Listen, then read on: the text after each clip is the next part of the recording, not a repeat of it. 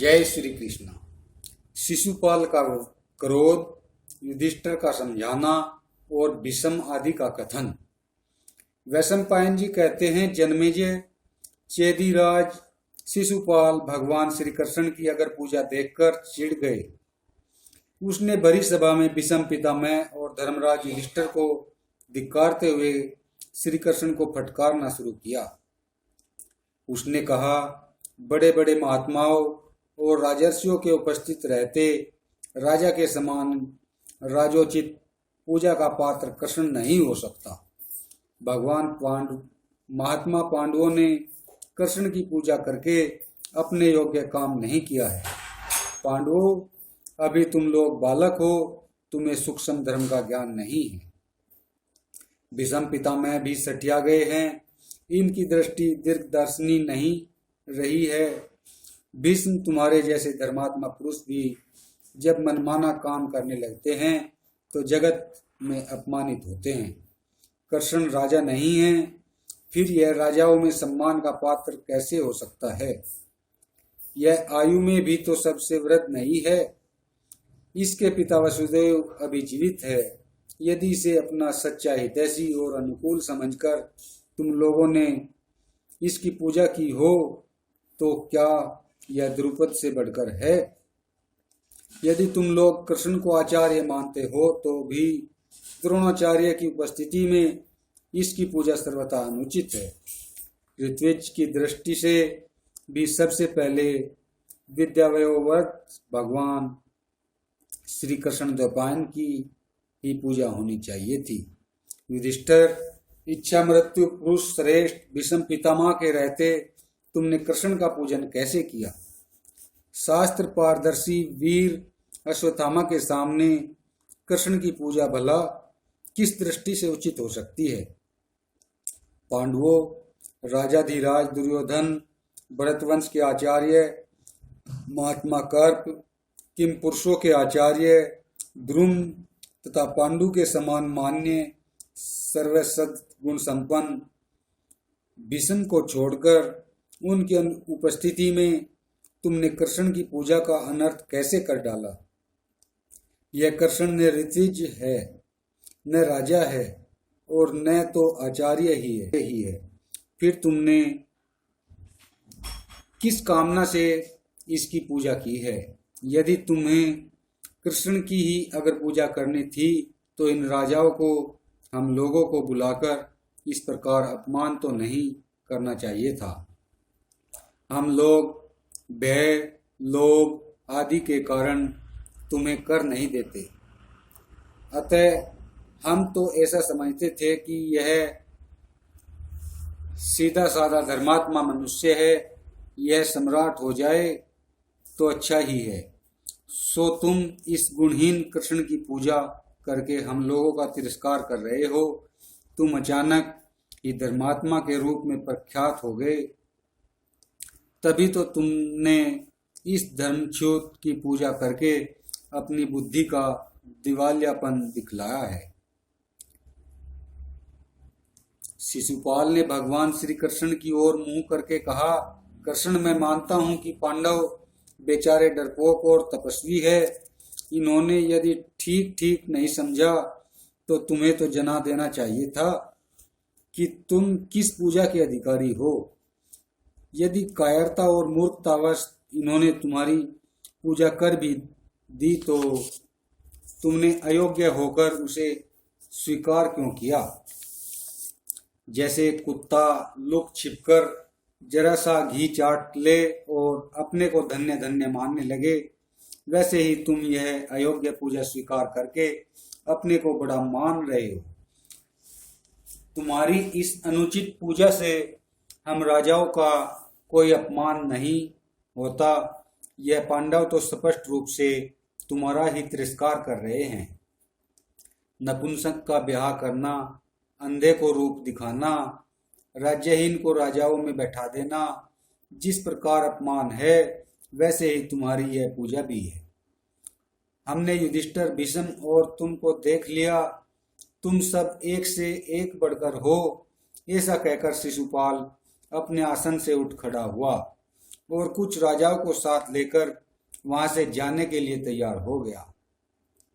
धर्मराज युधिष्ठिर ने तत्क्षण शिशुपाल के पास जाकर समझाते हुए मधुर वाणी से कहा, राजन, आपका कहना उचित नहीं है। कड़वी बात कहना निरर्थक तो है ही, अधर्म भी है। हमारे पिता में भीष्म धर्म का रहस्य न जानते हो, ऐसा नहीं है। आप व्यर्थ उनका तिरस्कार मत कीजिए। देखिए, यहाँ आपसे भी विद्यावयोवृद्ध बहुत से राजा उपस्थित है। उन्हें भगवान श्री कृष्ण की पूजा पूरी नहीं मालूम हुई है। आपको भी उन्हीं के समान इसके संबंध में कुछ नहीं कहना चाहिए। चेदि नरेश, भीष्म में पितामह भीष्म ही भगवान श्री कृष्ण के वास्तविक स्वरूप को जानते हैं।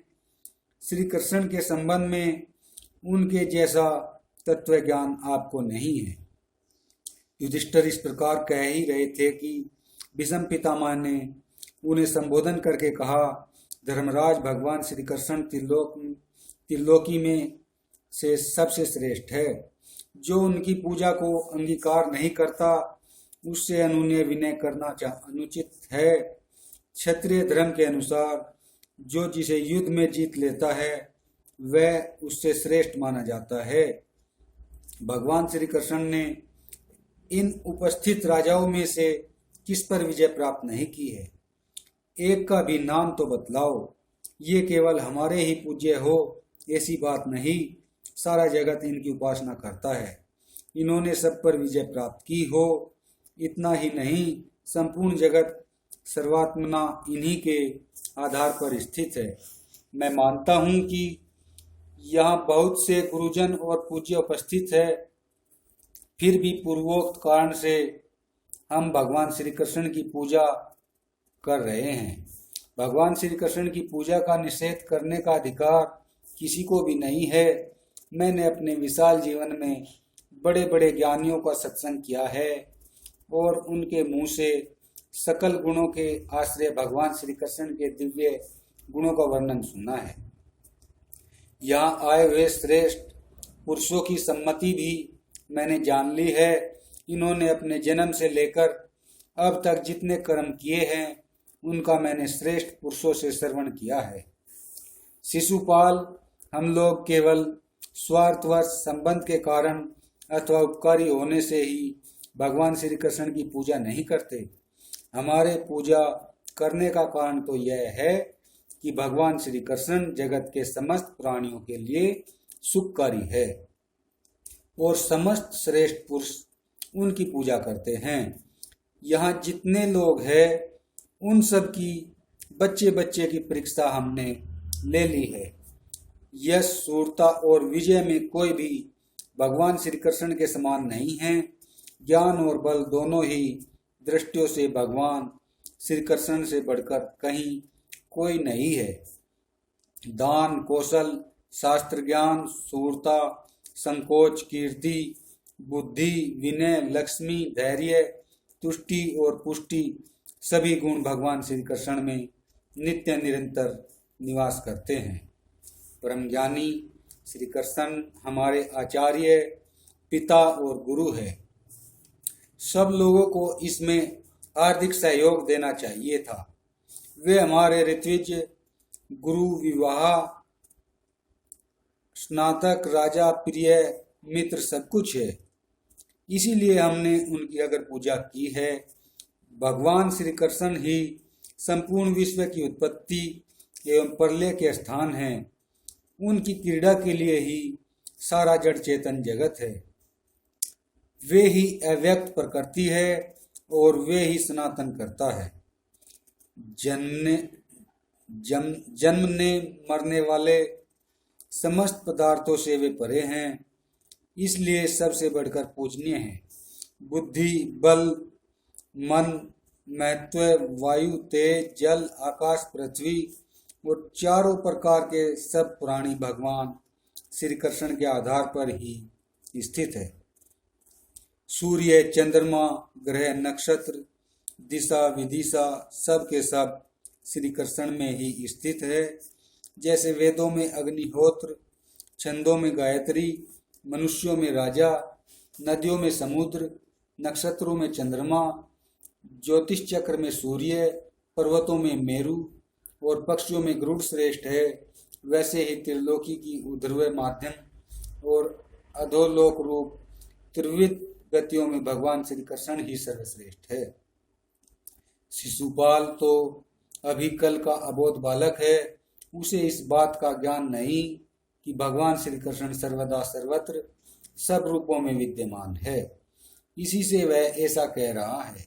जो सदाचारी एवं बुद्धिमान पुरुष धर्म का मर्म जानना चाहता है, उसे जैसा धर्म का तत्व ज्ञान होता है वैसा ही शिशुपाल को नहीं है। इसे तो कभी सच्ची जिज्ञासा ही नहीं हुई। यहाँ जितने छोटे बड़े राजर्षि महर्षि उपस्थित है, उनमें कौन ऐसा है जो भगवान श्री कृष्ण को पूज्य नहीं मानता और उनकी पूजा नहीं करता। एकमात्र शिशुपाल इस पूजा को पूरा समझता है। वह समझा करे, वह जो ठीक समझे कर सकता है। भीष्म पितामह इतना कहकर चुप हो गए। अब मादरी नंदन सहदेव ने कहा, भगवान श्री कृष्ण परम पराक्रमी है, उनकी मैंने पूजा की है। जिन्हें यह बात सहन नहीं हो रही है, उनके सिर पर मैं लात मारता हूँ। मेरे इतना कहने के बाद जिसको विरोध करना हो वह बोले, मैं उसका वध करूँगा। सभी बुद्धिमान हमारे आचार्य, पिता, गुरु एवं पूजनीय भगवान श्री कृष्ण की पूजा का समर्थन करें। सहदेव ने इस प्रकार कहकर जोर से लात पटकी, परंतु उन मानी और बलवान राजाओं में से किसी का जीभ तक न हिली। आकाश से सहदेव के सिर पर पुष्पों की वर्षा होने लगी और अदृश्य रूप से साधु साधु की ध्वनि सुनाई पड़ने लगी। देवर्षि नारद भी वहीं बैठे थे। उनकी सर्वज्ञता प्रसिद्ध है। उन्होंने सबके सामने बड़े स्पष्ट शब्दों में कहा कि जो लोग कमल नयन भगवान श्री कृष्ण की पूजा नहीं करते, उन्हें जिंदा रहने पर भी मुर्दा ही समझना चाहिए। उनके साथ तो कभी बात तक भी नहीं करनी चाहिए। इसके अनंतर सहदेव ने ब्राह्मण और क्षत्रियों की यथोचित पूजा की। इस प्रकार पूजा का काम समाप्त हुआ। भगवान श्री कृष्ण की पूजा से शिशुपाल क्रोध के मारे आग बबूला हो गया था। उसकी आंखें खून उगल रही थी। उसने राजाओं को पुकार कर कहा कि मैं सेनापति बनकर खड़ा हूँ। अब आप लोग किस उधेड़ बुन में पड़े हैं? आइए हम लोग डटकर यादवों और पांडवों की सम्मिलित सेना से भिड़ जाएं। इस प्रकार शिशुपाल यज्ञ में विघ्न डालने के लिए राजाओं को उत्साहित कर उनसे सलाह करने लगा। उस समय लोग क्रोध से तिलमिला रहे थे। चेहरे पर सिकन पड़ गई थी। वे यही सोच रहे थे कि श्री कृष्ण की पूजा और युधिष्ठिर का यज्ञांत अभिषेक न होने पावे। धर्मराज युधिष्ठिर ने देखा कि बहुत से लोग शुद्ध सागर की भांति उमड़कर युद्ध करना चाहते हैं। तब उन्होंने भीष्म पितामह के पास जाकर कहा, पितामह, अब मुझे क्या करना चाहिए? आप यज्ञ की निर्विघ्न समाप्ति और प्रजा के हित का उपाय बतलाइए। भीष्म पितामह ने कहा, बेटा, डरने की कोई बात नहीं। क्या कभी कुत्ता सिंह को मार सकता है? मैंने पहले ही तुम्हारे कर्तव्य का निश्चय कर लिया है। जैसे सिंह के सो जाने पर कुत्ते भौंकते हैं, वैसे ही भगवान श्री कृष्ण के चुप रहने से ही ये चिल्ला रहे हैं। मूर्ख शिशुपाल अनजान में इन राजाओं को यमपुरी भेजना चाहता है। निसंदेह भगवान श्री कृष्ण शिशुपाल का तेज खींच लेना चाहते हैं। ये जिसको खींच लेना चाहते हैं उसी की बुद्धि ऐसी हो जाती है। ये सारे जगत के मूल कारण और प्रलय स्थान हैं। तुम निश्चिंत रहो। भीष्म पितामह की बात शिशुपाल ने भी सुनी। उसने भीष्म को डांटते हुए कहा, भीष्म, तुम्हें सब राजाओं को धमकाते समय शर्म नहीं आती? अरे बूढ़े होकर अपने कुल को क्यों कलंकित करते हो? मूर्ख और घमंडी कृष्ण की प्रशंसा करते समय तुम्हारे जीव के 100 टुकड़े क्यों नहीं हो जाते? मूर्ख से मूर्ख भी जिसकी निंदा करता है, उसी ग्वालियर को तुम ज्ञानी होकर क्यों प्रशंसा कर रहे हो? यदि इसने बचपन में किसी पक्षी, बकासुर, घोड़े केसी अथवा बैल बासुर को मार ही डाला तो क्या हुआ? वे कोई युद्ध के उस्ताद तो नहीं थे। यदि इसने चेतनाहीन छकड़े सक्टासुर को पैर मारकर उलट दिया तो क्या चमत्कार हुआ? यदि इसने गोवर्धन पर्वत को 7 दिन तक उठा रखा तो कौन सी अलौकिक घटना घट गई? अरे वह तो दीमकों की बॉम्बी मात्र है। अवश्य ही यह सुनकर हमें आश्चर्य हुआ कि पेटू कृष्ण ने गोवर्धन पर बहुत सा अन्न खा लिया। जिस महाबली कंस का नमक खाकर यह पला था उसी को इसने मार डाला है। न कृतज्ञता की हद। धर्मज्ञानी जी धर्म के अनुसार स्त्री को ब्राह्मण और जिसका अन्न खाए जिसके आश्रम में रहे उसे नहीं मारना चाहिए। जिसने जन्मते ही स्त्री पूतना को मार डाला उसे ही तुम जगतपति बतलाते हो। बुद्धि की बलिहारी है। अजी तुम्हारे कहने से यह कृष्ण भी अपने को वैसा ही मानने लगा। अजी धर्मध्वज की तुमने अपने स्वभाव की नीचता के कारण ही पांडवों को ऐसा बना दिया है। तुमने धर्म की आड़ में जो जो दुष्कर्म किए हैं वे क्या कभी किसी ज्ञानी के द्वारा किए जा सकते हैं? काशी नरेश की कन्या अंबा साल्वे को अपना पति बनाना चाहती थी परंतु तुम उसे बलपूर्वक हर लाए। यह कौन सा धर्म है जी? तुम्हारा ब्रह्मचर्य व्यर्थ है। तुमने नपुंसकता अथवा मूर्खता के कारण यह हट पकड़ रखा है। अब तक तुमने कौन सी उन्नति संपादन की है? हाँ, धर्म की बातें तो बढ़कर अवश्य करते हो। सभी लोग जरासंध का आदर करते थे। उन्होंने श्री कृष्ण को दास समझकर ही इसका वध नहीं किया। उनकी हत्या करने में श्री कृष्ण ने भीमसेन और अर्जुन के साथ मिलकर जो करतूत की उसे कौन ठीक समझता है? आश्चर्य तो यह है कि तुम्हारी बातों में आकर पांडव भी कर्तव्यच्युत हो रहे हैं। क्यों न हो? तुम्हारे जैसे नपुंसक पुरुषार्थहीन और बूढ़े जब सम्मति देने वाले हो तब ऐसा होना ही चाहिए। शिशुपाल की रूखी और कठोर बातें सुनकर प्रतापी भीमसेन क्रोध से तिलमिला उठे। सबने देखा कि भीमसेन प्रलयकालीन काल के समान दांत पीस रहे हैं। वे क्रोध में आकर शिशुपाल पर टूटना ही चाहते थे कि माँ बाहु भीष्म ने उन्हें रोक लिया। इतना सब होने पर भी शिशुपाल टस से मस नहीं हुआ। वह डटा ही रहा। उसने हंसकर कहा, भीष्म छोड़ दो इसे। अभी अभी सब लोग देखेंगे कि यह मेरे क्रोध की आग में पतंगे की भांति भस्म हो रहा है। भीष्म पितामह ने शिशुपाल की बात को और कोई ध्यान नहीं दिया। वे भीमसेन को समझाने लगे। जय श्री कृष्ण।